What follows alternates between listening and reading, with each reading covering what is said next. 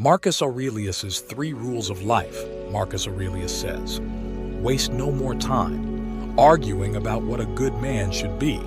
B1 Aurelius was the emperor of Rome during the 2nd century AD and is said to be the last in a line of 5 good emperors known to have ruled Rome. Under his leadership, the empire was guided by virtue and wisdom.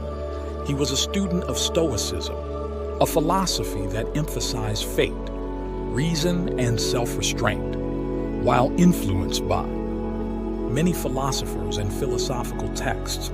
Aurelius's primary influence was the teachings of the former slave and Stoic philosopher Epictetus.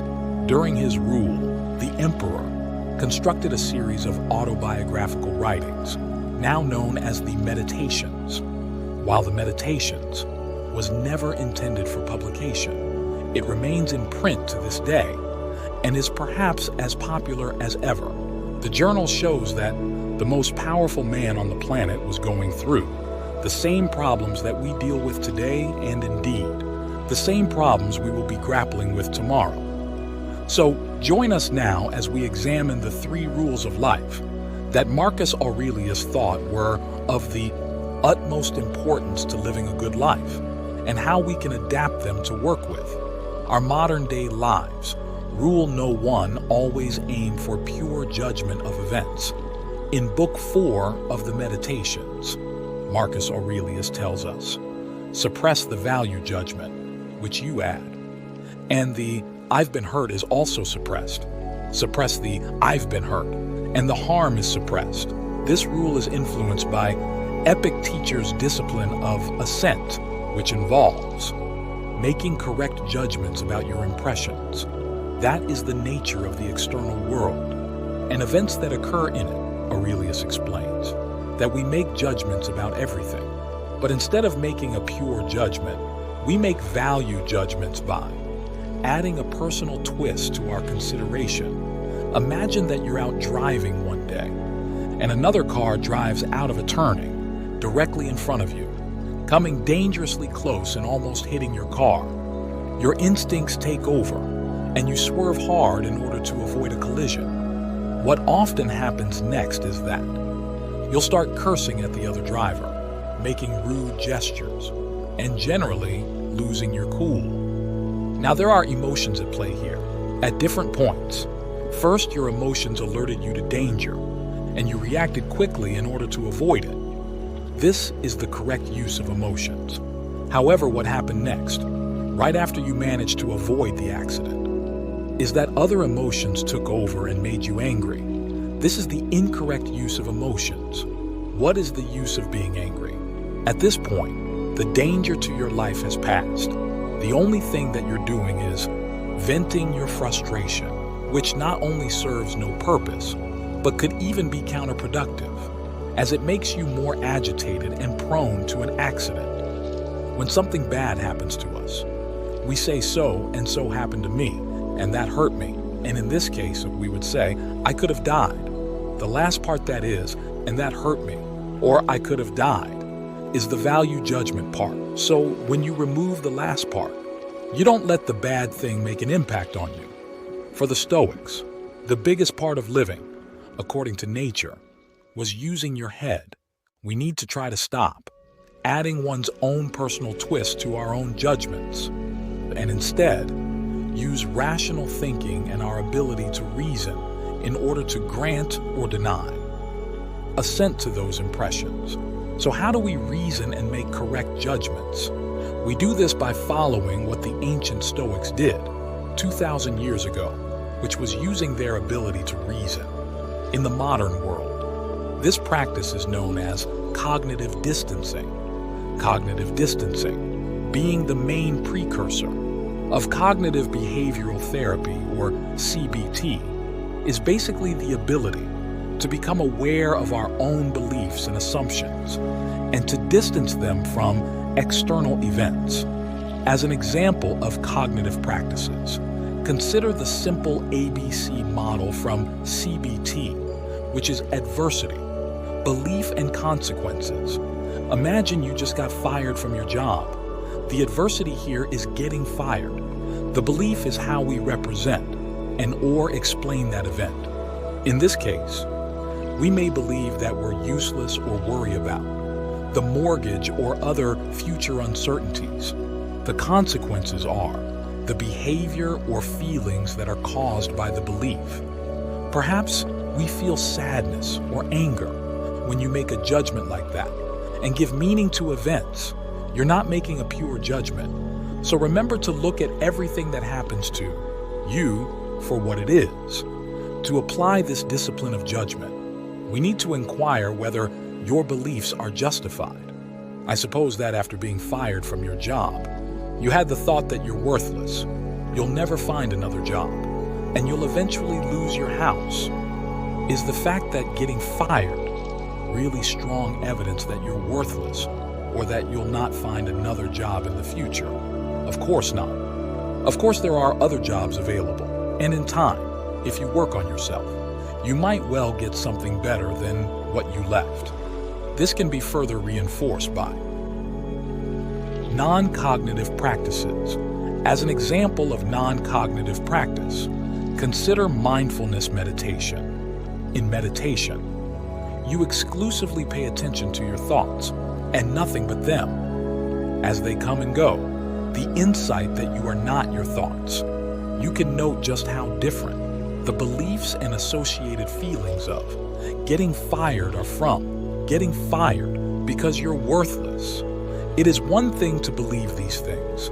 It is another to build a strong intuition for it. By using this approach, as Marcus Aurelius would refer to it, we are suspending certain value judgments from external events to avoid negative emotions like worry, anger, and so on. Did your partner cheat on you? Did you lose money? Did people make fun of you? Did something happen? Then do something or move on. The events themselves can't hurt you if you don't let them, and hence we should aim for pure judgments of events. Rule No. 2, only desire what's inside your control. In the 7th book of his Meditations, Aurelius writes, "Love only the event which comes upon us, and which is linked to us by destiny." This rule is influenced by Epictetus's discipline of desire. Stoics believe that there are 4 passions that hinder our progress and contribute to our misery. They divided the 4 passions into 2 types. One for things not in present possession or anticipated in the future, which are desire, and 2 for things presently engaging a person, which are pleasure and distress. Here in this rule, we will be focusing on the passion of desire. Marcus Aurelius only desired what was inside his control or what happened to him. In his meditations, he continuously repeats to himself that most things in life are outside of his control. He realized that life is unpredictable. In 2,000 years, nothing has changed about that.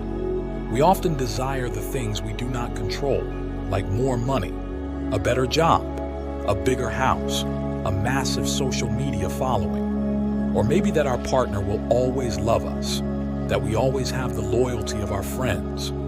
We sit around waiting, hoping, begging, craving, wishing for luck to strike or change to happen, while we maintain the exact same social circle and habits we've always had. We always want a better job with better pay, but we hold ourselves from learning any new skills that might actually get us the job that we desire. We could either waste our time and energy into praying and hoping that things would change, or we can concentrate on what's in our control and start taking action. We need to be self-reliant and take responsibility for ourselves, not leaving it to the gods or the whims of fortune to determine whether we get what we want. Marcus Aurelius tells us that if we wish to progress in life, then we should limit our desires to only what's in our control, like taking deliberate action, and not to pin our hopes on uncertainties. Desire is, I really want this car, and once I get it, I'll be happy. Well, deliberate action is, if I want this car, then I have to raise the cash. And to do that, I must put extra hours and effort into learning new skills. and working hard to realize those funds, whatever you want or wish to accomplish.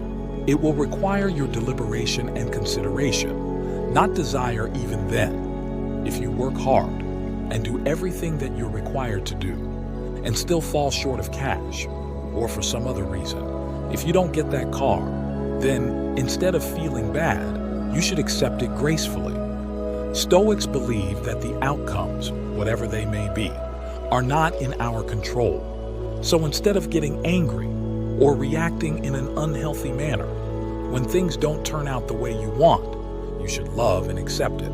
However it turns out, most things in life that happen are not up to you, so only desire what's inside your control and accept whatever that is. Not rule no 3. Act for the common good. In Book 12 of his Meditations, we learn from Marcus Aurelius that, in the first place, nothing at random, and nothing unrelated to some goal or end. Second, don't relate your actions to anything except an end goal, which serves the human community. This rule is influenced by Epictetus' discipline of action. The discipline of action is about taking the right actions for the right reasons. It's about what you should do. Marcus Aurelius was a man of action and reminds us that we need to remove impulses from our life and make our actions purposeful. You probably have several roles that you play in real life. These might be tied to your family, your job, or your personal pursuits. Stoics believe that we are here for a reason, which is to make things better. So make a list and then think about what you want to achieve by playing each of these roles and what duties stem from this. The list of these roles should form your purpose for now and for the future. Having a purpose is the basis of intrinsic motivation. This type of motivation has been shown to be the key to your ability to achieve your goals. Aurelius wants us to keep a bigger picture in mind, which is to serve the common good. As humans, we live to help one another, including people who are selfish, meddlers, liars, treacherous, envious, and unsociable. Nature designed humans as social animals with innate moral instincts that allow us to live in groups. To act otherwise, to live like an animal, is against human nature and irrational. Our society is the glue which holds us together. And since we're part of the wider world, our actions reflect our place in it. Hence, our actions should always have an ethical purpose in mind. Let's take the example of lying. If you lie, this will reflect on you. People will no longer trust you, and that can have an impact on how they treat you in future.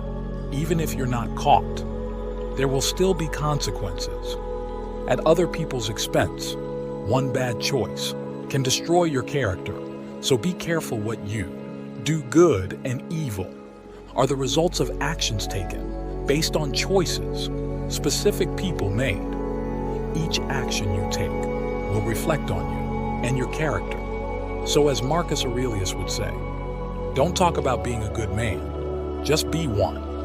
If you enjoyed this video, please do make sure to check out our full Stoicism playlist, and for more videos to help you find success and happiness using ancient philosophical wisdom. Don't forget to subscribe.